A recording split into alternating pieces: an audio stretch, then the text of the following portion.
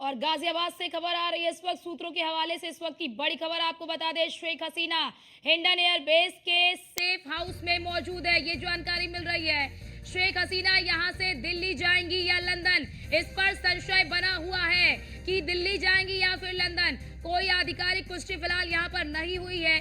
शेख हसीना की सिक्योरिटी में गरुड़ कमांडो को तैनात किया गया है। शेख हसीना के रुकने यानी अभी वो रुकेंगी या जाएंगी, इस पर भी सस्पेंस लगातार बना हुआ है कि शेख हसीना अभी भारत में रुकेंगी या यहां से जाएंगी, इस पर भी लगातार संशय बना हुआ है। सस्पेंस जो है वो बरकरार है, क्योंकि देखिए अभी तक आधिकारिक पुष्टि नहीं हुई है, क्योंकि लगातार भारत सरकार जो है वो पूरा चिंतन मंथन कर रहा है। कल भी आपने देखा होगा सीसीएस की महत्वपूर्ण बैठक हुई है और जैसे ही शेख हसीना का विमान वहां पर पहुंचा, वैसे ही जानकारी ये भी मिली है कि एनएसए अजीत डोभाल ने उनसे मुलाकात की है। फिलहाल शेख हसीना जो है वो हिंडन एयर बेस पर ही अभी इस वक्त मौजूद है। शेख हसीना यहां से दिल्ली जाएंगी या लंदन जाएंगी, इस पर अभी सस्पेंस बरकरार है, यानी कि अभी ये स्पष्ट नहीं हो पाया है कि वो यहां से अभी लंदन जाएंगी या फिर कहां जाएंगी, क्योंकि लगातार यहाँ पर मंथन हो रहा है। क्योंकि बांग्लादेश में आपने देखा कि किस प्रकार से हिंसा की आग में जो बांग्लादेश है वो पूरी तरह से जल रहा है, और जिसकी वजह से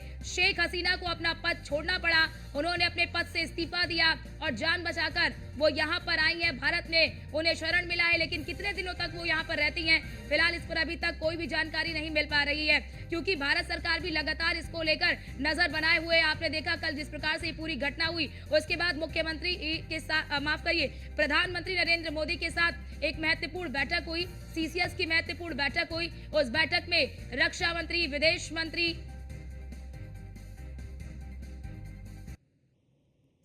पड़ोसी मुल्क बांग्लादेश हिंसा की आग में सुलग रहा है, और इस बीच बांग्लादेश की प्रधानमंत्री शेख हसीना ने इस्तीफा भी दे दिया और साथ ही बांग्लादेश वो छोड़ चुकी हैं। शेख हसीना ढाका से सीधे हिंडन एयरपोर्ट पहुंची और जल्दी शेख हसीना लंदन या फिर फिनलैंड में शरण ले सकती हैं। लेकिन बांग्लादेश में तख्ता पलट क्यों हुआ, क्यों शेख हसीना को बांग्लादेश छोड़ना पड़ा, बांग्लादेश में तख्ता पलट का भारत पर क्या असर पड़ेगा, देखिए इस रिपोर्ट में।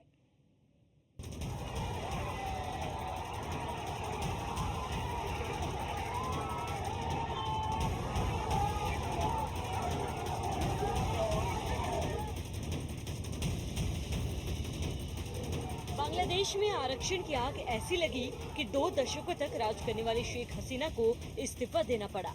प्रदर्शनकारियों का विरोध इतना कड़ा था कि शेख हसीना को देश छोड़ना पड़ा।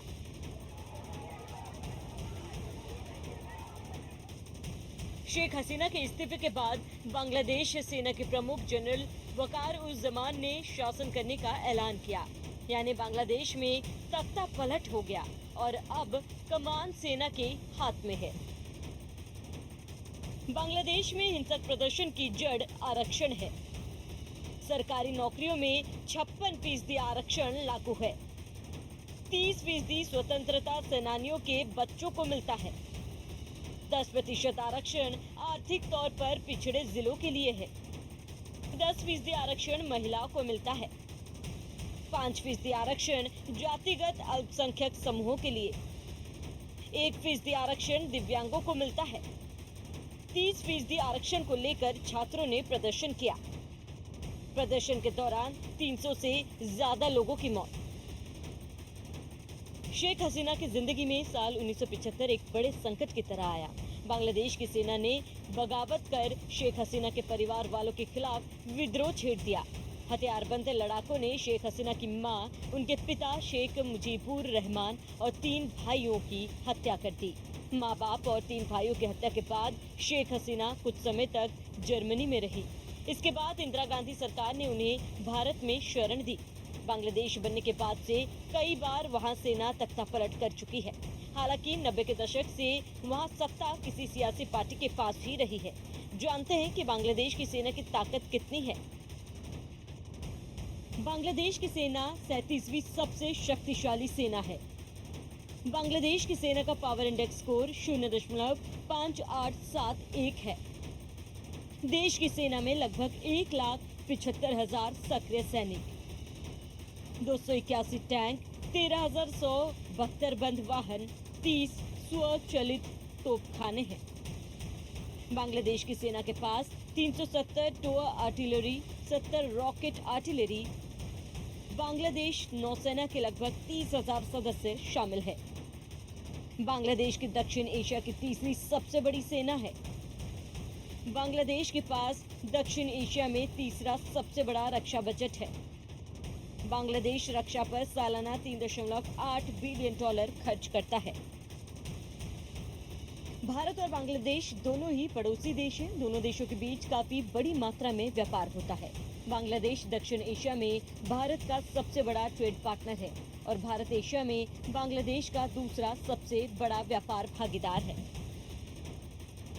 खनिज ईंधन, तेल, डिस्टिलेशन उत्पाद $2.19 बिलियन, कपास $2.18 बिलियन, अवशेष खाद्य उद्योग के अपशिष्ट पशु चारा $733.42 मिलियन, रेलवे ट्रॉमवे के अलावा अन्य वाहन $593.97 मिलियन, मशीनरी परमाणु रिएक्टर बॉयलर $552.41 मिलियन, खाने योग्य सब्जियां और कुछ जड़ें और कंद $464.31 मिलियन, चीनी और चीनी कन्फेक्शनरी $391.60 मिलियन, कार्बनिक रसायन $369.71 मिलियन, कॉफी, चाय, मीट और मसाले $293.73 मिलियन, लोहा और इस्पात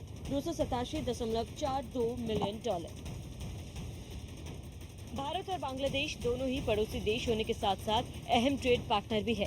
जहां भारत को आयात के मोर्चे पर बांग्लादेश से कच्चा माल मिलता है, वहीं भारतीय कंपनियों के लिए बांग्लादेश एक बड़ा बाजार है। इस पड़ोसी मुल्क में राजनीतिक तनाव से निश्चित तौर पर दोनों देशों के कारोबार हित पर असर होगा और भारत को इसमें ज्यादा नुकसान उठाना पड़ेगा, क्योंकि इंडियन गुड्स की सप्लाई वहां की जाती है।